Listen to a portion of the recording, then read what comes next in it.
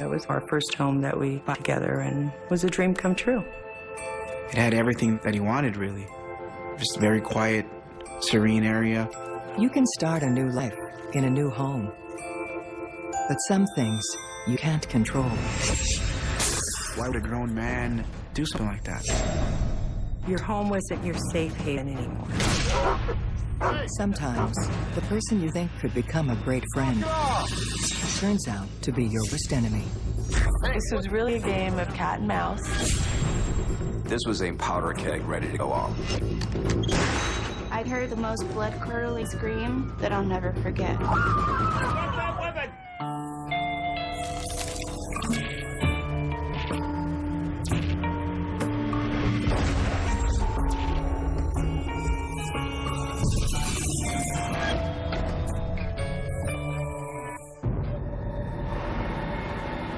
Los Angeles is an urban jungle that can drive you crazy.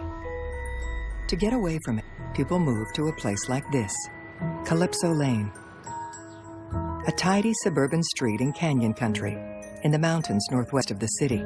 It's very quiet, lots of trees. It's a very tight neighborhood. They pride themselves on, living in peace and quiet.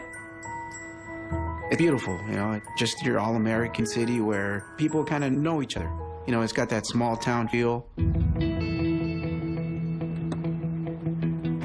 Tony and Cindy Davis move onto our street looking for a fresh start. They come with their daughter Janie, son Jesse, and 2 dogs. Tony and I were very happy. Our first home that we bought together and was a dream come true. I was happy for them. They'd been looking for a new house for years. Jesse and I were really happy it had a pool.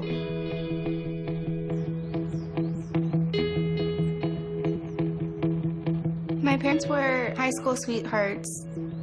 They've known each other since they were 14 and 15 years old. My mom came from a broken home, and my father was her knight in shining armor. They've been together through good times and bad, including an accident that nearly killed Tony. Tony was at work, and a forklift went over his leg, which caused a crush injury. 12 surgeries later, and against all odds, he walked on his own again. Things happen in life, and you have 2 choices. You can let it drop you to your knees and not go on, or you can get back up and march forward. But Tony can no longer tackle the manual jobs he's been doing his whole life. Tony was a very hardworking man. He was a roofer, a truck driver. He, had given it some thought, and he was going to go back to school. So he started his journey becoming a teacher. Money is tight. The house is a big gamble, but they roll the dice and hope for the best. Living there meant just a sense of pride, that it was yours. Okay, downstairs. And this. The Davises move in next door to the Tracys, also new to the neighborhood. Tracys were a decent couple. Paul Tracy would immediately become your friend, and he was lovable, but he had this gruff exterior, which you could tell that inside there was this really amiable, charming person. Hi, how are you? Paul Tracy used to work as a commercial artist, but just like Tony, he suffered a workplace knee injury that ended his career. And according to Tracy, the company let him go or fired him before he was able to take advantage of the medical compensation that they offered. I like it, too. Physical damage, sidelined careers, a new neighborhood. Paul and Tony have so much in common. It was a new beginning for both families. The 2 men could have been mirror images of each other. But sometimes, similarity breeds contempt. And in this case, contempt can kill. Get a cop here, immediately!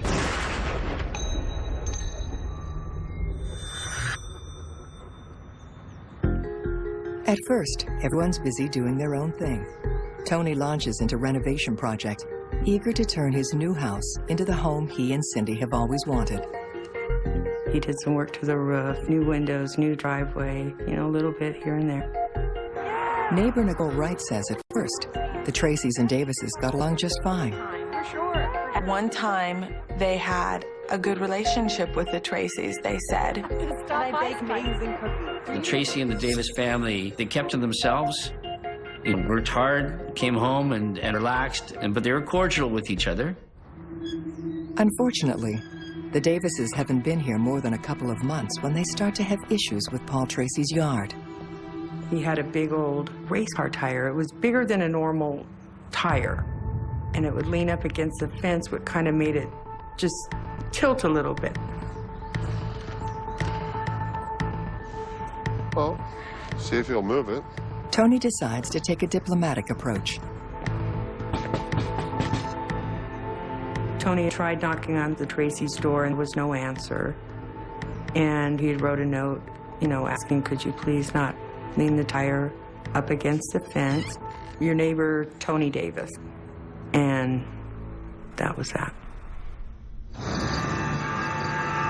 But when Tony comes home that evening, nothing has changed. No, the tire was removed. It stayed there. That was pretty much the first time where I kind of got a sense of like maybe things weren't as serene as I had thought initially. If they had just started talking and, more importantly, listening to each other, I don't think any of this would have happened. Then, another annoying incident. Take a look at this. Cindy and Tony get a citation from the city. Someone has made a complaint about their trash cans. I've never seen anything like this, so... Me neither. My trash barrels could be seen from public view, and you can drive around any street in Canyon Country, and you're going to see somebody's trash barrels up against the side of their house. Soon, there are other strange occurrences. In the middle of the night, Tony's son, Jesse, hears someone moving in the garage.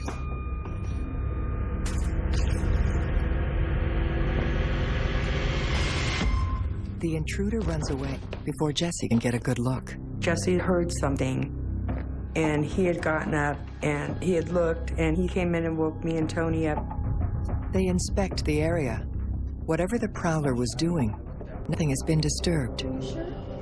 Surely their neighbors aren't behind these incidents.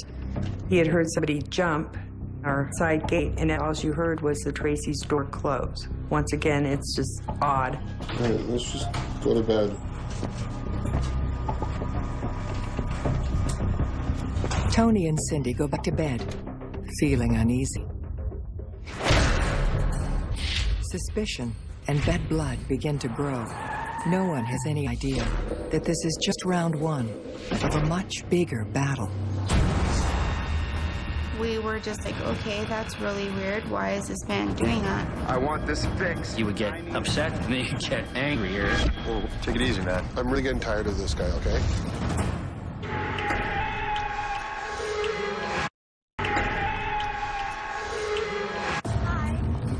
For most people, really, when they're looking for a home, they want some peace and quiet, and that's what Calypso Lane offered. I think everyone would find it strange to hear that, you know, anything terrible were to have happened on their block.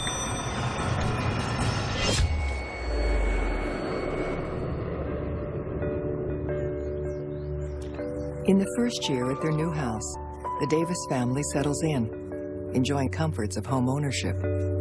My dad was a really big barbecue guy, so we would, you know, barbecue and swim and enjoy each other's time together.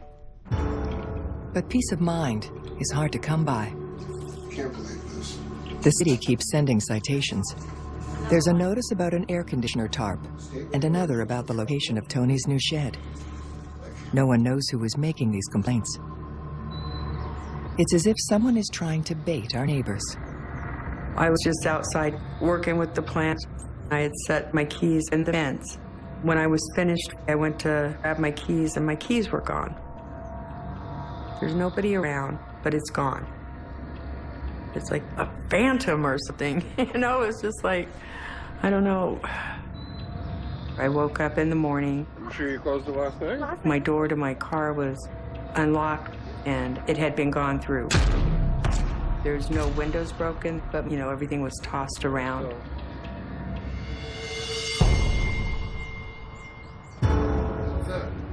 Then, the municipal citations get more serious. On our gate was a tag from the animal control. This time, it's clear who the complaint is from. Paul Tracy claims one of the Davises' dogs trespassed on his property and tried to bite his friend's son. Cindy categorically denies this. That's absolutely not true. My shepherds weren't out. But the notices for animal control keep coming. I think we went down there to the Animal Control Center a total of 3 times, and third time, the man behind the desk goes, "Who are these people?" Meaning the Tracys. Tony has had it with a whole series of events. He decides it's time for a talk, man to man. My dad is the type of man to where he would investigate and try to find out why he was doing what he was doing before he said anything, before he did anything. I think in Tony's mind, the situation was a lot lighter than I think, than what it really was, you know. He thought they were gonna bury the hatchet. But burying the hatchet isn't what Paul has in mind. They weren't approachable people. When you knock on their door, there's no answer. So how do you talk to somebody that won't talk to you?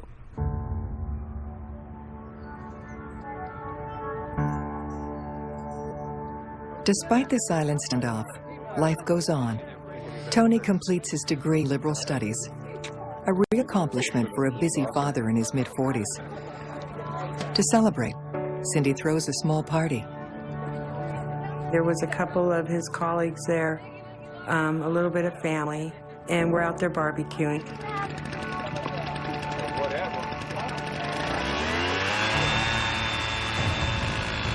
The next thing you know, he's over there with his blower. It was very intentional that it was coming over the fence. It doesn't make no sense. It's just somebody trying to harass you and agitate you and annoy you. Tony Davis's celebration is ruined. He's not going to forget or forgive. It seemed like this man next door was trying to sabotage my parents' dream. What could be causing Paul's offensive behavior? Might it have something to do with his injury? One of the biggest problems was the fact that he couldn't work. I mean, he was a guy that he really wanted to work. He was an artist, and he just couldn't do that anymore. In fact, he couldn't do anything anymore. He was in pain, perpetual pain, because he suffered this calamity, this knee injury, which became worse. He didn't get the treatment, didn't get the compensation, and at that point, he started becoming resentful. What I want to show you today is a $300,000 waste of your money. Paul Tracy isn't just angry at the Davises. He's angry at the world. He started to document this video, which is actually a travelogue of him driving through the streets, basically filming outside the car window, saying, "Look at this. Look at how this is falling apart." What a beautiful city Santa Clarita is. Got sidewalks busted up. I want this fixed immediately. He was on a course where he would get upset. Pretty filthy, nasty neighborhood. Then he'd get angry, and then he'd get angrier. I know you guys are idiots. And then he'd get angrier. But we pay you to do this.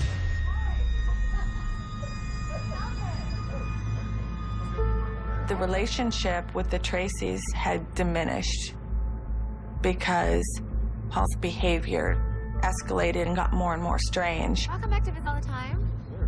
You know, he would do weird things, like, for example, my father and I were in the front lawn, and he just started coming out and snapping pictures of us.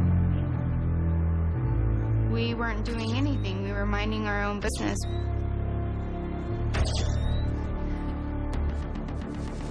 We were just like, okay, that's really weird. Why is this man doing that? Look, I'm really getting tired of this guy, okay? Tony and City feel like they're being stalked. We filed a restraining order against the Tracys due to the fact that, you know, you'd walk out your front door and be pictures being taken of you. It made you feel watched. The Tracys, meanwhile, have their own version of the story. Paul and Sandy say it's Tony Davis who's always taking pictures. What are you doing? Whoa. What are you doing? It was just all this minutia of interaction between living next to each other.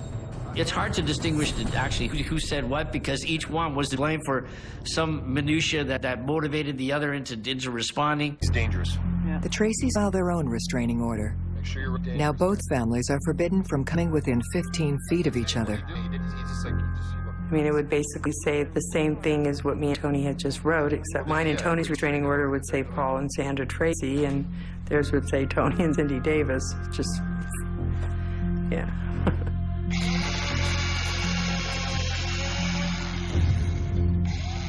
Tony takes steps to make the separation even more complete. The Davises built a fence separating the front part of the yard. The fence that separated the backyards was there from the beginning. Prior to us extending the fence, you could walk out and see directly into their front yard or our yard. And with the fence there, it made it just that more private. Tony had become very frustrated and definitely decided to draw a line in the sand. It was supposed to do the trick and keep these two from squealing and tattling and arguing with each other, but it didn't. Instead, it just adds more fuel to the fire. One day, Tony comes home to find Paul working on what has to be the ugliest fence any of us has ever seen. Mr. Tracy constructed an L-shaped fence on the front part of his yard. It was very strange. It was an eyesore, and it seemed to have no purpose or meaning. Mr. Tracy also installed surveillance cameras. Paul Tracy's fence sets a chain of events in motion that cannot be stopped. Tony was playing a dangerous game. Why would a grown man do something like that? What do you think you're doing? Come on! This was a powder keg ready to go off.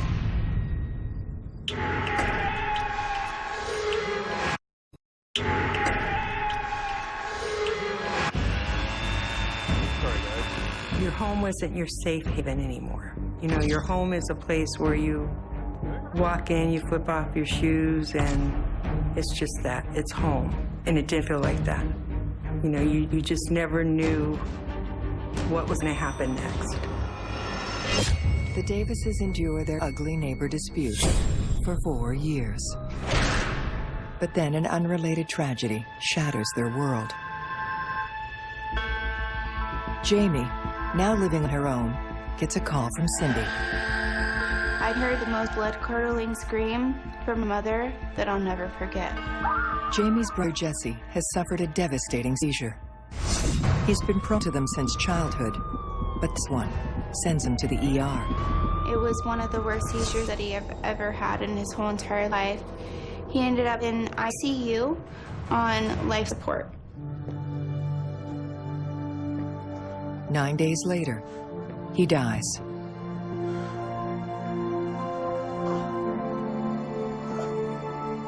How did we manage as a family to get through the death of Jesse?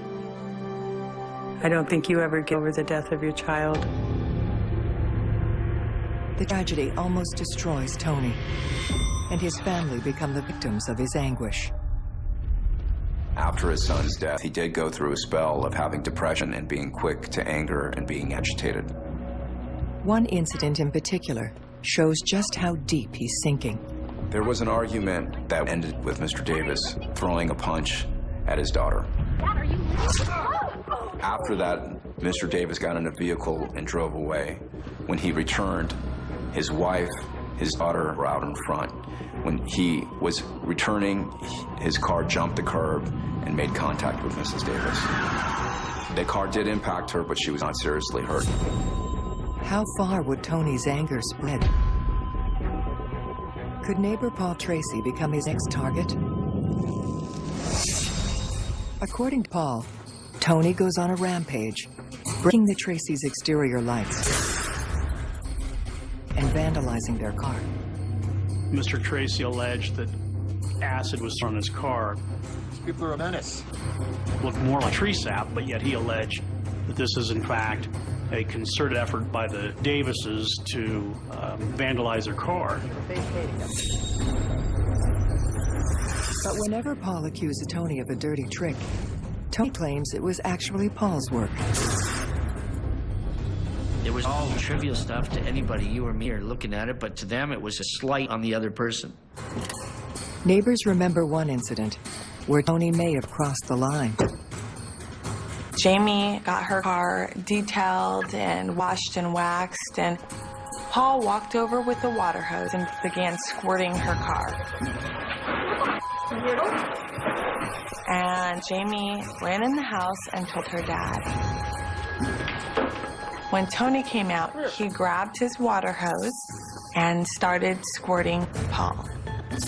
I really felt like Tony was playing a dangerous game, and that, you know, maybe being more passive would have been a better way to go. The result? Paul Tracy takes the harassment to a whole new level. What the? Really? The signs were in placement on Tracy's vehicles. He would have pictures of Awara smoking a cigarette, you know, calling him a fat ass, or, you know, calling him a stinking blob.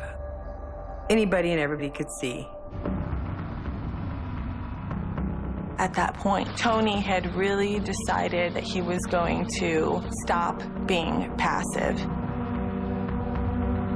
Paul could definitely sense that Tony was not going to avoid him and put his head down anymore.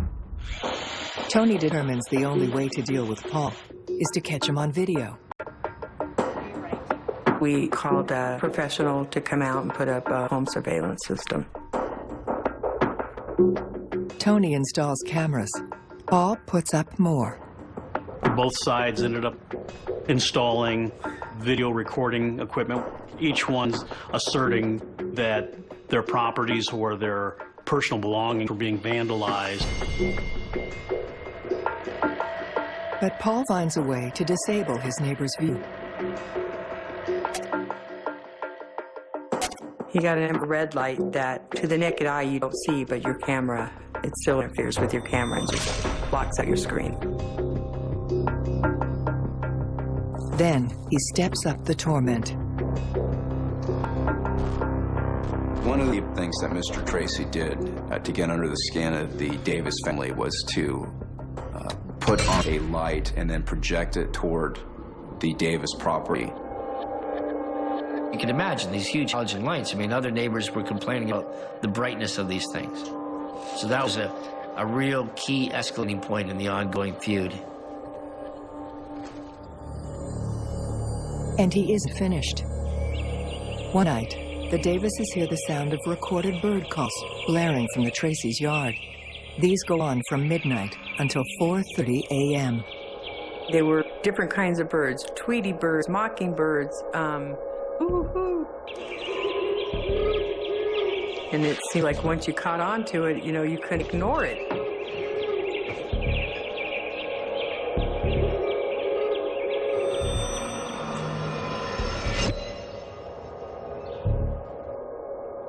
And the signs that Paul once put in his car window now appear on the outer wall of the Tracy house.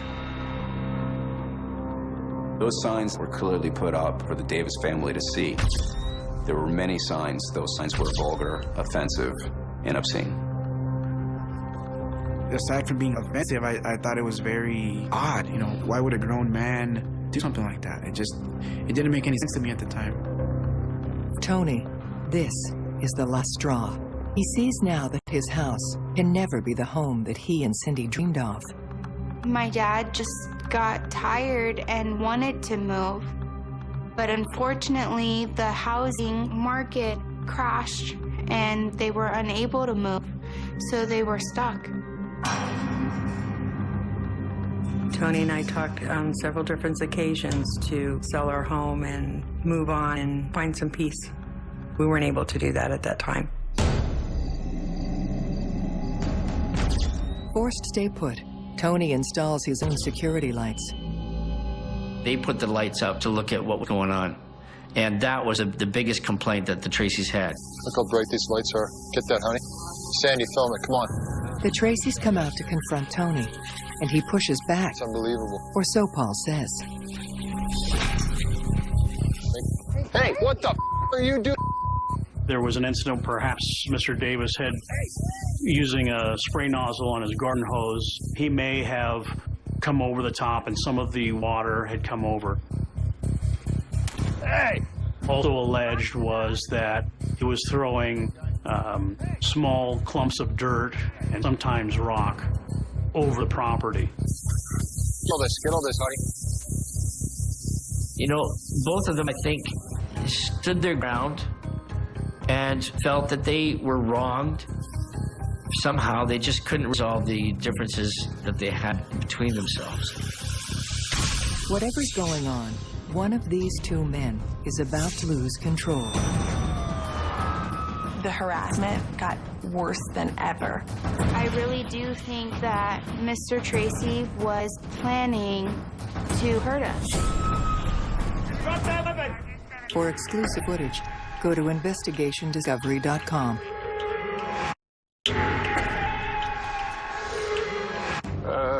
Yeah, what the? Really? I think the Tracys sat around all day trying to figure out how to harass their neighbors and sue their neighbors.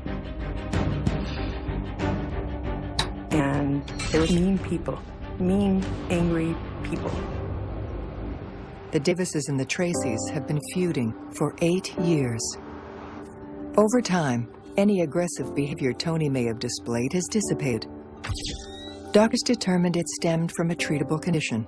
Apparently, they found out that he had a brain abnormality that was subsequently medically corrected, and that did not seem to be an issue again. But Paul's mood just seems to get darker and darker. He got worse as time went on. Just one bad thing to another. The neighborhood on Calypso Lane was pretty well maintained. The one exception was the Tracy home. Most of the rear yard had kind of gone to ground. Apparently it had been lushly landscaped in years past, and there were a number of stray cats. Tires leaning against the front porch, ice chests and PVC pipings, and it was an eyesore. We got stupid people working at the city. Our neighbors' video rants get more and more intense. City truck, couple of Latino-looking some bitches in it. Really sad that we have to pay police officers to go eat breakfast on our time. Fat city can drive around in brand new trucks that the city taxes bought for you. This is Paul Tracy had a complaint with the world. He had a complaint with Washington. He had a complaint with everybody. But that whole problem he had with society just filtered down into one specific area, and that happened to be where he was living and his neighbor.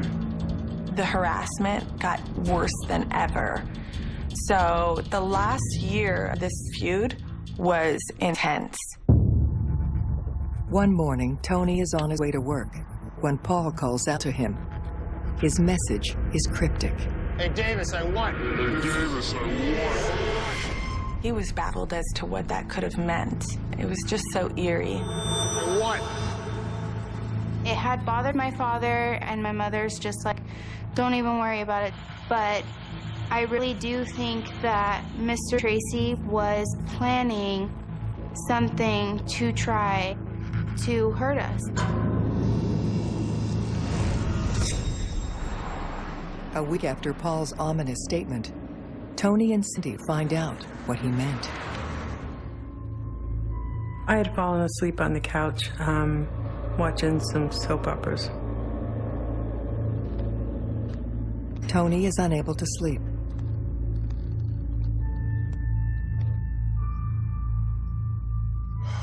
And he discovers that Paul is at it again with his infrared light. It's finally too much to take. Hey, honey. I'm gonna go over and have a chat with him, okay? I'll be back in a minute. He, at some point, left, telling her that he was going to take care of the problem and deal with Mr. Tracy in terms of asking him to turn it off.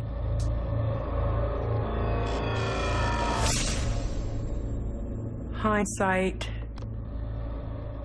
I wish he hadn't gone. He was very exhausted from the years of harassment from Paul, and Tony just really wanted it all to end.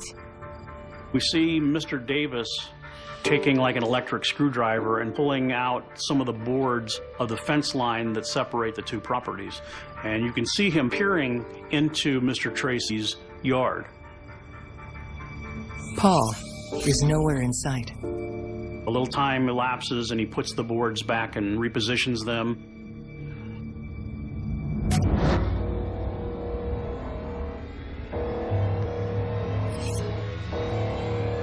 Tony walks onto Paul's property. He finds the power cord for the light and disconnects it. But it doesn't stop there. He decides to confront Paul once and for all. Now, the secret purpose of Paul Tracy's strange fence is finally revealed. The first thing that came to mind when I saw that was it seemed to really channel pedestrian traffic, what military would call like a fatal funnel or a kill zone. There is no doubt in my mind that this was really a game of cat and mouse, and Tony did exactly what Paul expected him to do.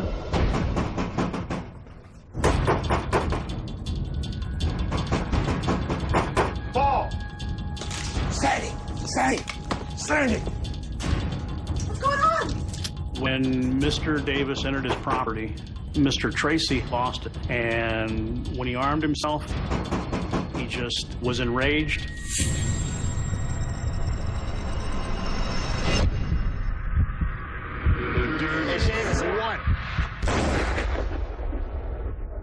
Tony is shot in the chest. Then again in the back.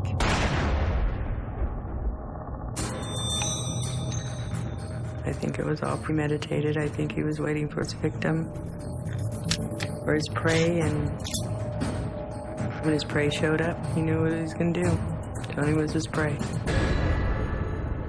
Paul's security cameras are also recording. The shooting happens just outside the camera's range. Cindy hears the gunfire and bolts to the Tracy's yard.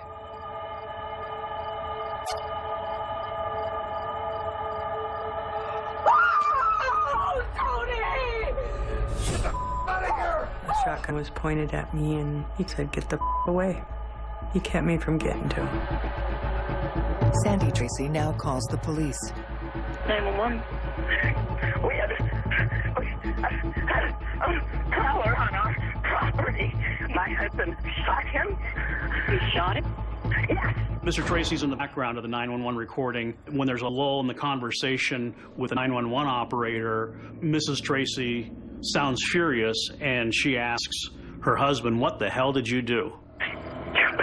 Well, what the hell are you doing? All I know is somebody's banging on the door and kicking. I don't believe you did that.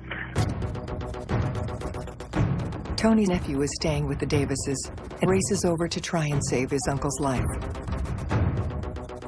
Nicole Wright hears the screams and also rushes to help.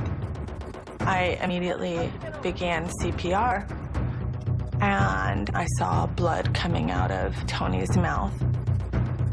Nicole suddenly realizes the killer is watching her, possibly preparing to strike again. It was horrifying. It was scary. He could have opened that door, and he could have shot and killed me. He could have shot and killed all of us. Police arrive to find a lethal situation. Nicole, Tony's nephew, and the critically wounded Tony are trapped in a kill zone with an unseen shooter inside. They didn't know who the murderer was, where the murderer was. They didn't know anything. And we grabbed Tony and drug him out to the driveway.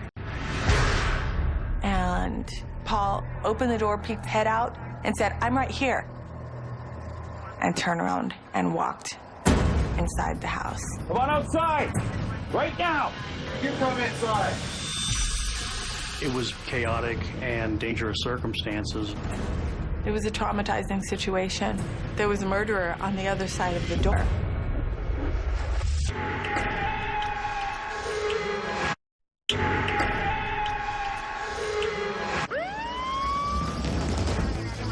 The whole street was blocked with emergency vehicles.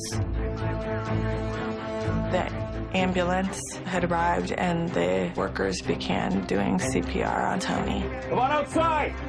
Right now! The police enter Paul Tracy's house, prepared for anything.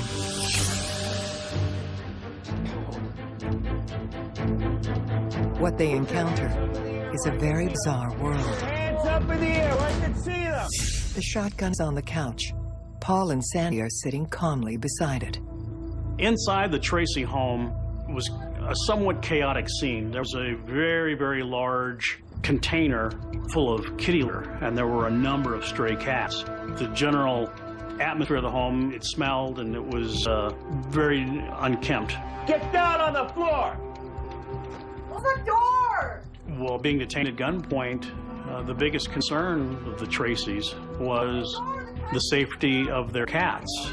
Even though you have law enforcement personnel pulling a gun on you, you're worried about the cats getting out of the house. Immediately after being detained, he felt the need to speak. It's the first time I ever discharged a weapon in anger. I was in the Army.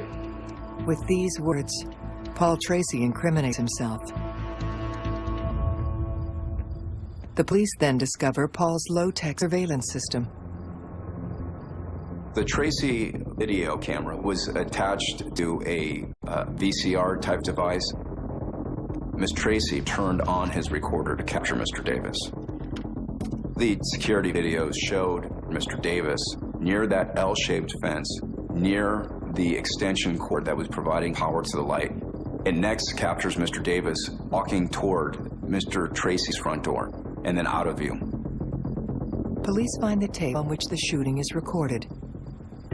They believe Paul was trying to hide it, but ran out of time. To take it out of there was very suspicious to us. If, in fact, you felt that you had acted appropriately, probably the first thing you would do is tell everyone, you're going to see the whole thing on film here.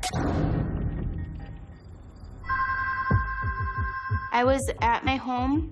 I had just fallen asleep, and my husband wakes me up. My mom called, and it was the same exact blood-curdling scream that I heard from when my brother Jesse passed away. And right then and there, I knew my dad was dead.